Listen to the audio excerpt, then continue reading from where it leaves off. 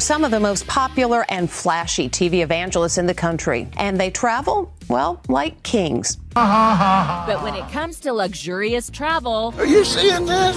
I hope so. You bought it. very few people can beat Kenneth Copeland. He even has his own airport next to his lovely mansion in Newark, Texas. Here's a fun topic. Pastors who live luxurious lives and fly private. I've read a good portion of the Bible.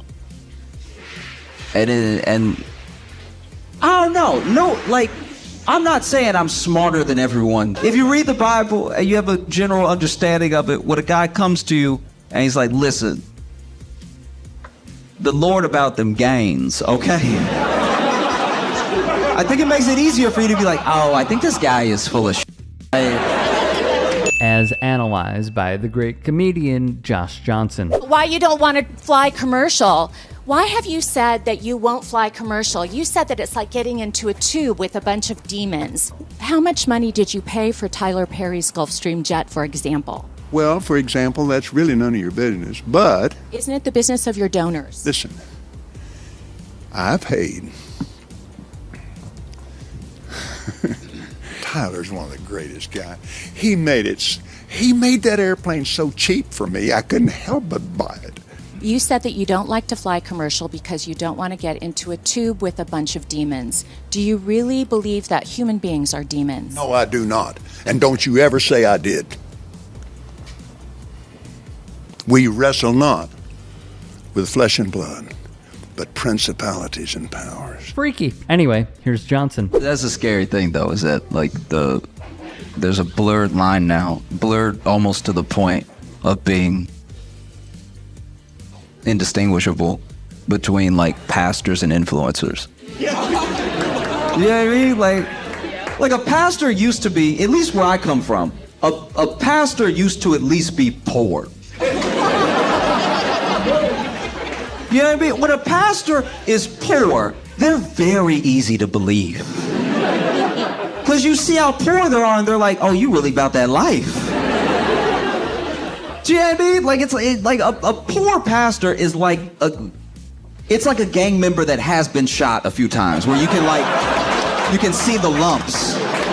Fair analogy here, and it will only get better, I promise. The main reason was I could no longer do what I called to do and be on the airlines. Besides that, I need my clothes when I get there.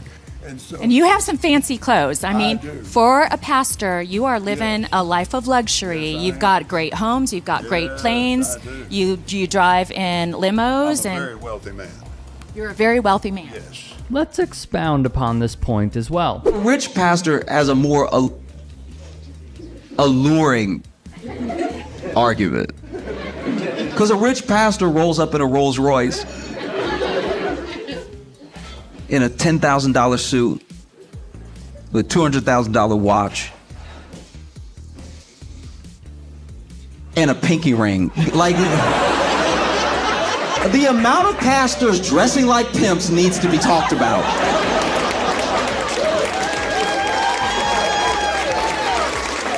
Do you know what I mean? It's like there's too many wires crossing with, like, I'll see a pastor dressed fully like Don Bishop Juan, and I'll be like, oh, yes, you are pimping your congregation. Yes. That's exactly it. All these dudes who are of the same ilk as televangelists, Kenneth Copeland and Joel Osteen, are pimping their congregations and living the life of luxury, just as Jesus wanted, though, of course. To those critics that say that a preacher should not be living a life of luxury, what is your response to that? They're wrong. That's it? That it's a misunderstanding of the Bible that if you go into the Old Covenant, do you think the Jewish people believe you should be broke?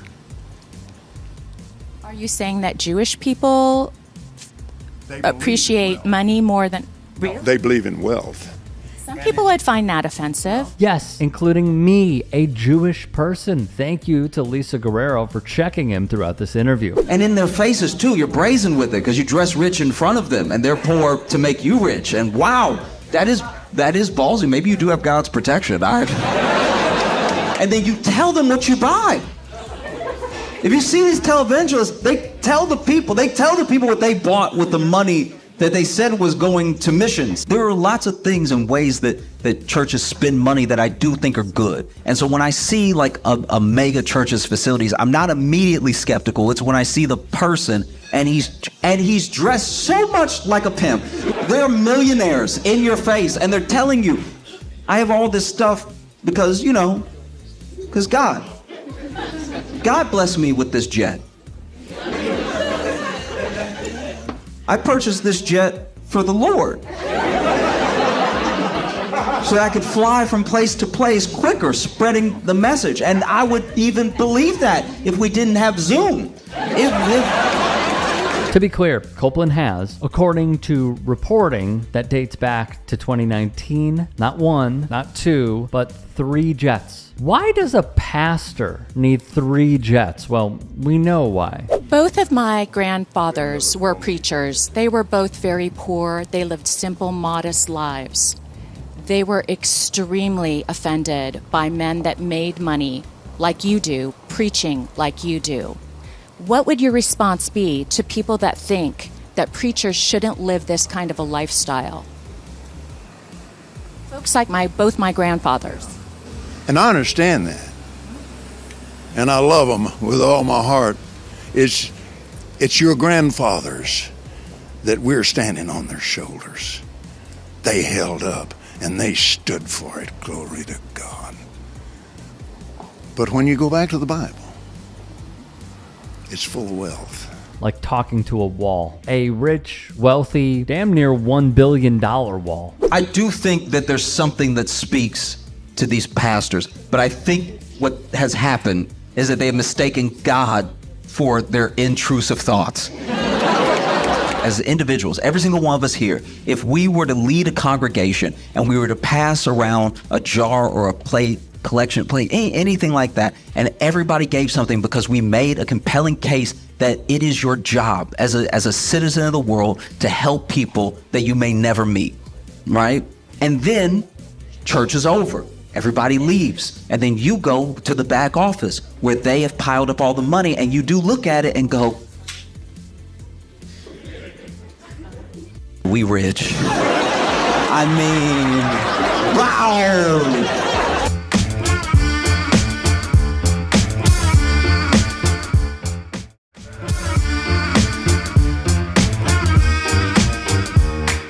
This guy rode up on us all huffing and puffing. That huffing and puffing didn't get him very far. Then he wouldn't even acknowledge that Elon Musk did a Nazi salute. So I asked him, do a Nazi salute, as you saw. The mask is off, and there's no way MAGA is ever going to put it back on now. Do it again. Go ahead. That's not what he did. That's not what he did. Do what Elon did. I love it. Come on. Do what Elon did. Come on. Do what Elon did. Come on. That's exactly what Give me that oomph he had. No, why is your hand facing this way? That's not how his hand was facing. Oh my God. Come on. Y'all reach is the problem. This is a layup for you, dude. This is a layup reach. for you, bro. Y'all reach. A layup. TikToker Jolly Good Ginger is spot on here. If there's really anything wrong with Elon's Nazi salute, and he truly believes the left is reaching by calling it out for what it is, then he should have no problem imitating and repeating the salute exactly how it was originally given. His hesitancy and half-hearted attempts show that deep down, he at least knows the optics are not on his side and has to cover for himself to uphold an air of plausible deniability. Now, would black people seem to be occupying space in your mind? Why are you hanging out here? Don't you got like a rally to go to? The difference in me is I don't look at color like y'all. Right. Of course you do. Of course you do. That's why you defending Nazis. You won't even admit it's a Nazi salute. That's why you defending Nazis. Trump is the most racist. Except for Nazis. Hey, we stand up against that. I'm sorry, man. You will be pressed to find a better personification of the MAGA mindset than this exchange right here. From the false sense of moral superiority and grandstanding by claiming he doesn't look at skin color, to posturing as a helpless victim for getting called out on his hateful beliefs, he is embodying the conservative thought process to a T. That's a layup. I yelled to be heard because you're a Nazi. I'm a Nazi. You throw a Nazi salute, you're a Nazi. If you fail to denounce a Nazi, you a Nazi. Deny your Nazi salute. And just so you know what he was doing, he was out here taking pictures of Black Lives Matter Plaza being broken up. He was rejoicing in the fact that Black Lives Matter Plaza is being broken up. What he did? Is that a Nazi salute? Do it. Shout out to the counter-protesters for saying it out loud and clear for anyone who doesn't understand the moment that we are in. If you are not denouncing the current administration's policies and beliefs, as well as the admin's followers adopting the rhetoric, symbols, and attitudes of the Nazi Party and other white supremacist movements, then you might as well go all in and join, because you're doing their bidding regardless. Just checking in on my friends who are struggling this week. My heart goes out to you. Hope you're doing okay. From disgraced local officials like Laura Smith. The only way that they win is we retreat, and we're not going to retreat. We're not going to surrender. We're not going to quit. Fight, fight, fight. Amen. To one of Donald Trump's closest allies, Steve Bannon. That's why I'm going to join the Elon Musk and President Trump's movement. My heart goes out to all of you. Fight, fight, fight. To Mexican actor Edward Verástegui. This is the last stand for Christendom. It's make or break time. The whole of the old world is crumbling. Every country in Europe is embracing death. America, as far as I could see, is the only country fighting for life. And that's down to you guys. So God bless all of you for what you're doing. Please keep doing it. I hope that I can encourage you. And my heart goes out to you. God bless. To the disgraced now former Catholic priest Calvin Robinson, whose smug expression and dog whistling say all you need to know about his intentions. The reality of the matter is that so-called jokes about the downplaying of these salutes, all conducted by people who are outspoken fans of Trump, mind you, do have a real-world impact on how the public is reacting to our country's descent into fascism.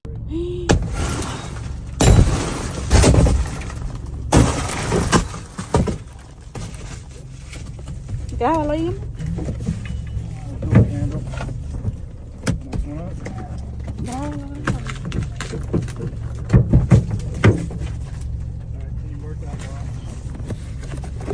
I can't reach it. It's up by her.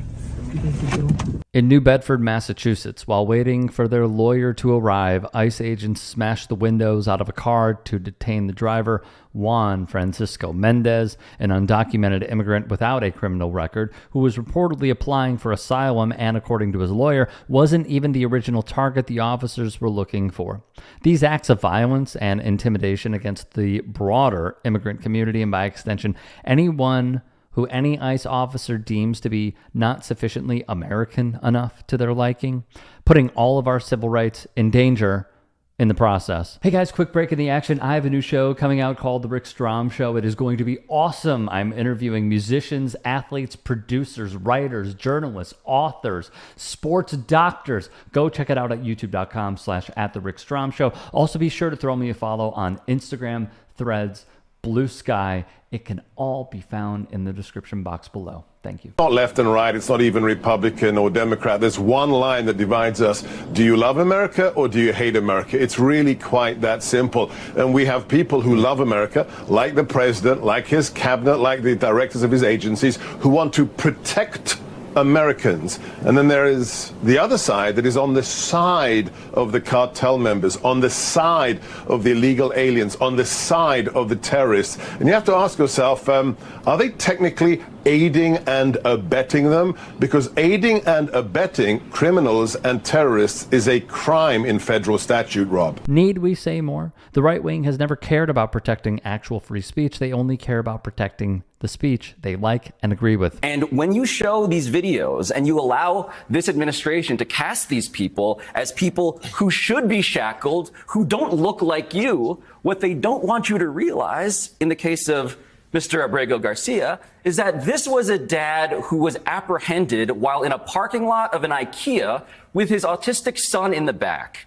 And one of the most primary criteria for why he was apprehended was because he was wearing a Chicago Bulls cap and hoodie. If he was a white guy who wasn't generally associated with what it means to be scary and foreign, John, this is the sort of story, the suspension of due process, the deportation to a terrorist prison camp in El Salvador, that has Americans typically saying, this is why we need our Second Amendment. Brilliant as always from Pablo Toure, but as we know and have covered before, this intimidation campaign won't stop at undocumented immigrants or pro-Palestinian student activists. A violation of the civil rights of one person constitutes a violation of everyone else's rights. And seeing how the Trump admin is consistently pushing the envelope and throwing us even further into a constitutional crisis, who knows what the future holds for anyone critical of the administration.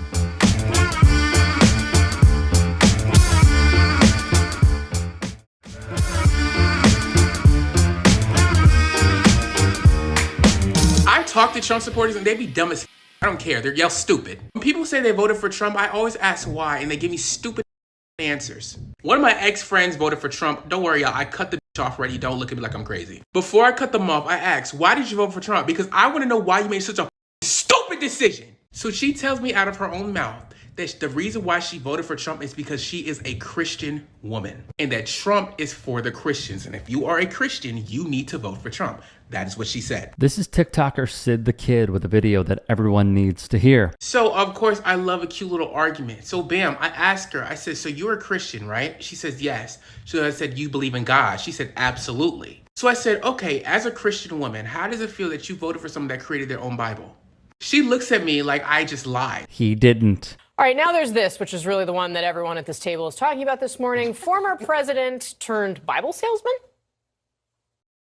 All Americans need a Bible in their home, and I have many. It's my favorite book. I'm proud to endorse and encourage you to get this Bible. We must make America pray again. Make America pray again. After launching sneaker and cologne lines last month, the former president, okay, so he's selling, this is, get this, the God Bless the USA Bible. That's in partnership with country singer Lee Greenwood. He takes the stage to Greenwood's music.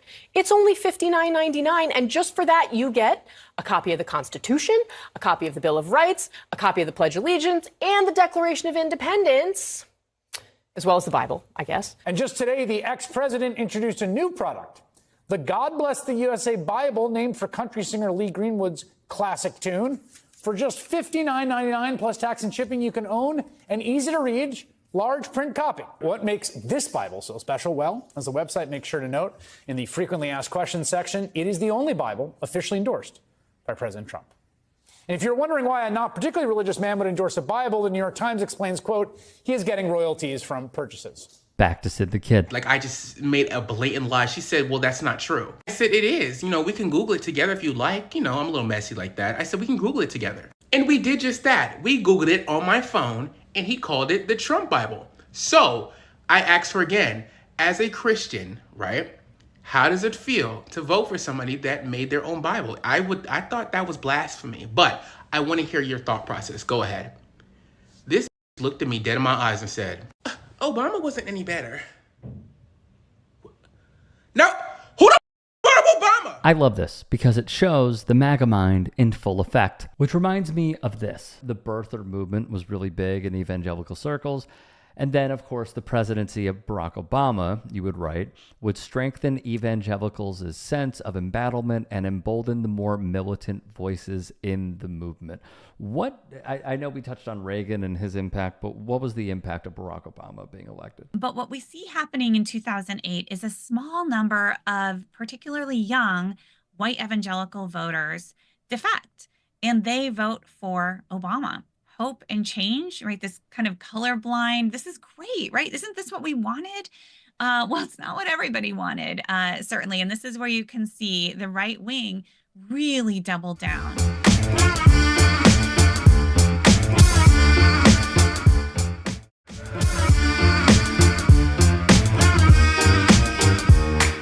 This is where you can see the right wing really double down. This is Kristen Kobes-Dumais. She is a professor of history at Calvin University, research fellow, Center for Philosophy of Religion, and received her PhD at the University of Notre Dame. As she wrote the book Jesus and John Wayne, How White Evangelicals Corrupted a Faith and Fractured a Nation, I interviewed her on my podcast and covered this very topic. You see the birther movement really take hold inside conservative evangelical spaces. Outside those spaces, you have Donald Trump. Inside those spaces, you have a lot of conservative white evangelical pastors also promoting, this conspiracy. And so there's this, what feels like a sea change, not just around LGBTQ rights with same-sex marriage, but just a sense, increasingly so, that white evangelicals had already lost the culture wars. Like, it was almost a done deal. And so they need to dig in, and understanding that they no longer have numbers on their side. And this is when you start to see an explicit abandonment of any commitment to democracy. Which is what we are seeing being played out right now. And so you see this amping up over the course of Obama's presidency.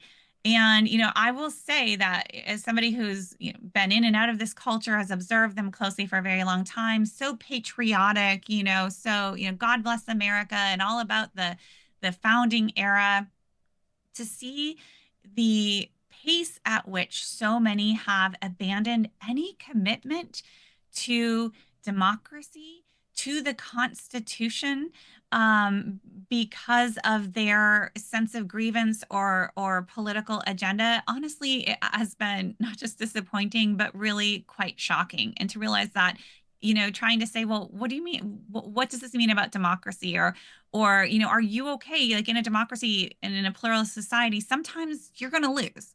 Sometimes you're going to have to compromise your values with, the values of other citizens. No compromise can be had with the devil, with evil, right? And so what you need to do is just grab all the power that you can while you can still do it. And to see how far we've fallen. I voted for Trump. Okay, and what was the number one reason for voting for Trump? Personally, it doesn't matter who would be the person who is running for, as long as they're in the more conservative side, on the right side, because I lean more towards the Republican side, and it just aligns with my beliefs. And just personally, if it would have been anybody else, I would have still voted for the Republican side of the party, and it just aligns more with my religion and my personal beliefs. And personally, for the Democrat side, I just don't, personally agree with that. Okay. Yes. Do you feel like at all bothered as a Christian that Trump is a convicted rapist? I feel like I do personally, because, it's not what a person should do, and a person that should be as like someone leading our country. But, what happened, and I really can't do anything about it. And I just wouldn't vote for the Democratic Party. Shout out to Black Menaces on TikTok. He does great work. Abortion for sure is like the top, like I cannot negotiate on that one. So that's a big reason why I voted for him. Okay. You mentioned like you're pro-life, right? Have you spoke up like in opposition to the children that died in Palestine? Have I spoken up against that? Yeah. I haven't necessarily, no. Okay. It's really tragic, everything that has happened over in that area. And I think that there's been tragedies on both sides of Palestine and on Israel. So, I mean, ultimately, it's just, there's just so much violence. And I know this probably isn't the answer you're looking for, but like, when I see that, it just makes me really yearn for the return of Christ to save his children and to restore us and redeem us. Sure. So, take that for what it is. It's just what comes to mind when I think about that. If you can and are willing, please become a paid member here at TYT Sports. Or go to tyt.com/join. In addition, you can follow me on Twitter, Instagram, and TikTok. Appreciate it. Have a great day.